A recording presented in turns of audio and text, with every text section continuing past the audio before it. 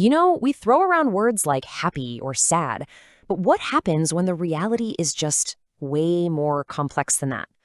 Today, we're going to dive into the world of bipolar disorder, but not just as a clinical diagnosis. We're going to look at it as a lived experience and try to figure out what resilience really means when you're facing it.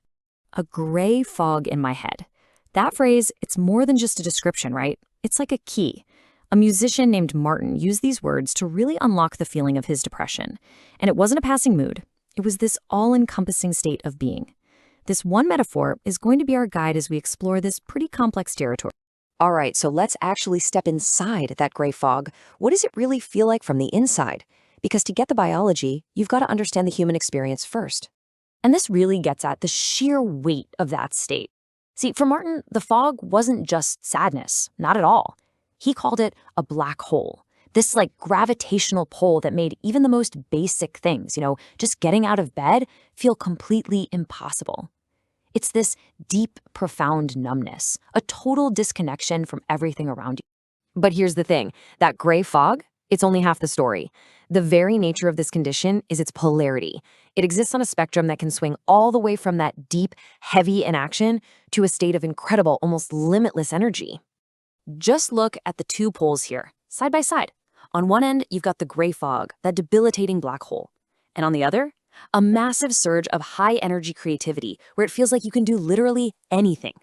This is so crucial to get.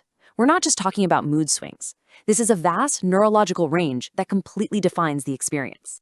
And that's where things get really tricky. The biggest challenge isn't just living at one extreme or the other. The real difficulty, and honestly the danger, is in those unpredictable, unstable gray areas, those really volatile transitions between these powerful states. So understanding the spectrum is one thing, but how do you actually navigate it? Well, this brings us to a really powerful strategy for finding some stability, this whole idea of a biological reset. Which really brings us to the big question, doesn't it? If your own brain is operating on this massive, unpredictable spectrum, how in the world are you supposed to find a way to navigate it? How do you ground yourself? The answer might lie in this concept of a biological reset. It's all about using consistent, grounding routines to help regulate those neurological shifts. Think of it like this. You're creating anchors that can hold you steady when the internal tides are trying to pull you in a million different directions. So what does that even look like in practice? Well, one really powerful example is a routine like cold water bathing. I know, it sounds intense, but that physical shock can act like a reset button for your whole nervous system. It can literally break a spiraling mental state and bring both your mind and body back to a stable baseline. It's a simple action with a surprisingly deep neurological kick. And all of this brings us to what might be the most important idea of all. The goal isn't to find some magic cure, but to actually embrace resilience as a daily, ongoing practice. This quote right here, it's an absolute game changer. It totally shifts the goalposts. The aim is no longer to cure the condition once and for all. Real resilience, it turns out, is found in the continuous process of just learning to live with it day in and day out. So what does this process actually look like? Well, it's kind of built on three pillars. First, you have to actively manage your boundaries to protect your energy and stability. Second, and this one is huge, is a radical acceptance of imperfection. Just understanding that you can't and you won't be 100% perfect, and that is absolutely okay.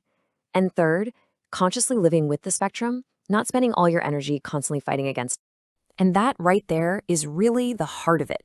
True strength in this context isn't about achieving some flawless state of mental health. It's about the continuous, sometimes messy, but always courageous work of managing your state and adapting to wherever you happen to be on that spectrum each day. So I'll just leave you with this to think about. What if we redefined resilience?